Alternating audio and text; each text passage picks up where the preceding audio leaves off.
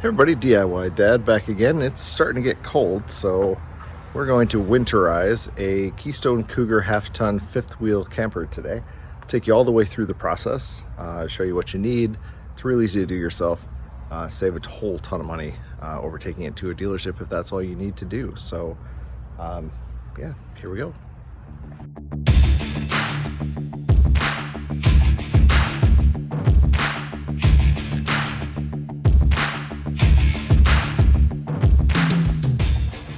All right, so the basic concept for winterizing a camper has to do with the amount of water that sits in one of these. So first and foremost, before you do anything, you're gonna want to take it somewhere, get the tanks flushed, get the tanks dumped, get as much of that fluid out of the camper as possible. I've already done all of that. So now what we're gonna do is deal with just the water that sits in the lines. Essentially, the water that goes in your hot and cold water lines from your tanks up into your faucets, into your toilet, your shower, that kind of thing. Any of that residual water, we either want to drain out or replace with antifreeze. That's going to stop the lines from freezing up and bursting because water expands when it freezes. So yeah, two methods for this. First method is to use an air compressor to blow the lines out. That certainly works. The other method is to do a replacement with antifreeze. That's what we're going to do. The replacement method you can do absolutely yourself. It takes no special tools. You can use the onboard pump in the camper to actually pull in the antifreeze and supplant the water. The antifreeze itself, this time of year, you can buy at any home improvement store for about $2 to $5 a gallon. For a unit like this, you're gonna need about 2 gallons, give or take. The other benefit with these Keystone Cougars is since everything is app controlled, I can turn the pumps on and off from out here while I'm standing next to the jug of antifreeze. Makes it very easy to do. So first thing that you're going to want to do is find your low point drains, and we're going to open those up and let as much water as we can drain out of the system. And I'll show you how to do that.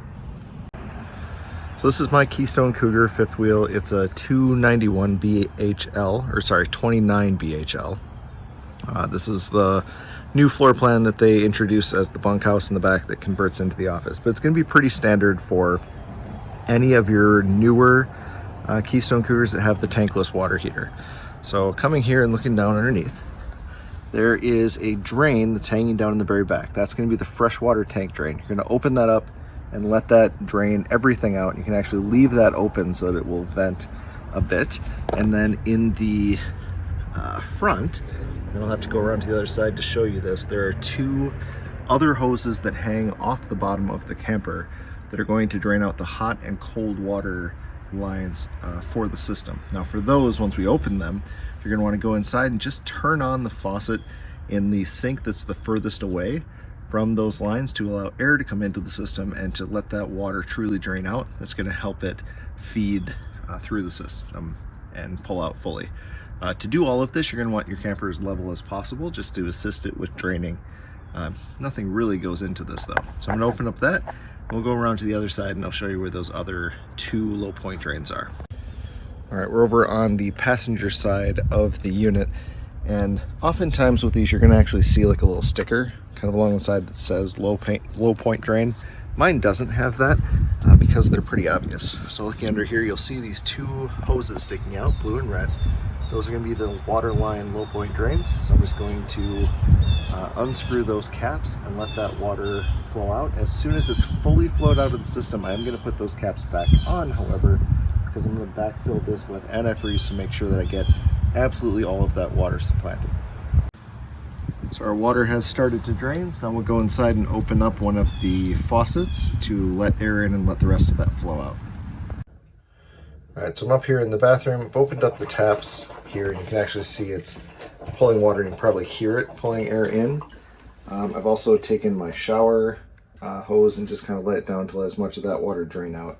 Now for draining this, I'm going to go ahead and open up that little tap as well. So just pull this hose off so I can get all the water out of this. When I do turn on the antifreeze, I will run it back through. I just want to get as much of that out as possible just to limit my freeze risk. Now, if I'm also come here to the sink and open this up again, let that air in, let as much water out as we can. The other reason I'm here is to take a look at the plumbing underneath. Now, when you winterize this, you're going to want to make sure that any place where water can collect is filled with antifreeze. In my case, that means this trap. These P-traps are full of water. So right now from here to here is just a big ball of water. And when we freeze, that's gonna freeze. And depending on how it freezes, it could burst this pipe. So when we run the antifreeze through and we see it start coming out there, we're gonna run a little bit of extra in here just to make sure that there's antifreeze in this pipe so that this doesn't burst. Now this particular sink only has one of these traps. So there's just the one on this side. So I'm gonna keep all of my water running here because anything that was in that side has already drained out to here. So if you have a sink that has two traps, make sure you run antifreeze into both basins. But for my particular setup, I'm gonna keep everything right here so that all of that antifreeze runs here into this trap. So that being done, now we can go back outside. So I've closed my faucets. I'm gonna go back out, and if the water has stopped dripping, I'm gonna put the caps back on my low point drains, and then we'll move to the antifreeze step. Caps are back on, and just realized I had missed this before, so I have an outdoor shower as well. So I've opened that up to let that water drain out. As soon as that stops dripping, we'll close that, and then we'll go to the antifreeze step. All right, we're over here at the wet bay for the camper, and you can see I've got my RV marine antifreeze, got my 2 jugs of it here. The only other thing I'm going to need is a small length of hose with a normal male end on it. Now on the wet bay in the Cougar, there's a couple things that we're going to need to do. 2 of them really. Like I said, I've already handled my tanks and done all of that. So I'm gonna hook my hose into this port at the top that says Winterize. I've upgraded all of my ports to be metal, makes it so I don't have leakage and everything else like the old plastic ones did. That's why mine might look a little bit different than yours. So I'm gonna connect that, but before I do anything else, I'm gonna flip this little switch that says Winterize from off to on. That's gonna divert the water pump and tell the water pump not to use the freshwater tank in the back, but rather to pull from this port. So when I turn the water pump on, it'll start sucking in antifreeze as opposed to running from the freshwater tank. Now, if you have a regular water heater, you'll have a second valve here that says heater bypass that you'll need to switch to close that off, and then there's a process for draining the water heater itself. My water heater is tankless, so I don't have a water tank that I need to drain, so I don't have a process I need to do with that. That's why you don't see a switch on this panel. So I'm gonna get my hose hooked up, and then I'll flip that over to Winterize on, and we'll do the next step. So as I mentioned, I do have a tankless water heater. There is a purge valve on this, just to be extra careful. When I opened it, absolutely no water came out. But you do have a purge valve here that you can open just to make sure that there is any moisture in here, it gets released and isn't going to be trapped. All right, checking quick to make sure all of your sink valves are closed, your low point drains are reconnected and closed off. You've purged out all of the little tanks and all the little faucets that you need to. This is where you're going to want to be. Winterize flip is switched on. I have my little length of hose here. And what I'm going to do is take one of my gallons of antifreeze and set it right there and drop this hose into it all the way down to the bottom. All right, so we've got that set. And now we're ready to turn the pump on. Now this is an in-command system. I can't do this because I'm using my phone to record. So I can either actuate the pump from inside or from my phone itself. So I'm going to shut the video off and turn it on, allow it to start pulling in antifreeze, and then we'll move around to those same faucets, and we're going to essentially run each one until we see pink coming out. Now at some point we're going to run through this gallon of antifreeze. At that point you're going to get air coming out again. We'll just then switch to the other container. I'll probably come out here and check it a few times to make sure. It is worth noting too that on my model of Cougar there is a second external shower. I've never used that, but I am going to hook the hose up to it and make sure that I run that as well, just to get any water that may have found its way in there out. So here we're outside, pump's running, it's pulling in that antifreeze. It's starting to flow it out of this hose. As soon as that water starts running pink, you'll know it's gotten all that extra water out of there. And there we go, we're running pink. So at that point I know that there's antifreeze all the way through. I can close these down. You hear the pump prime and shut off. You can see that took most of a gallon by the time it supplanted all of that water. Do the same thing up in the sink in the bathroom. We'll do the toilet and the shower as well. All right, we're running pink in the sink and the shower. We'll do the same thing in the toilet. Nice pink coming out of there too. And we're going to let a little bit of pink water sit right above this gasket as well. And do the same thing in our sink. Make sure it's running nice and pink. And then last but not least, we'll do our other outdoor shower until that runs out pink as well.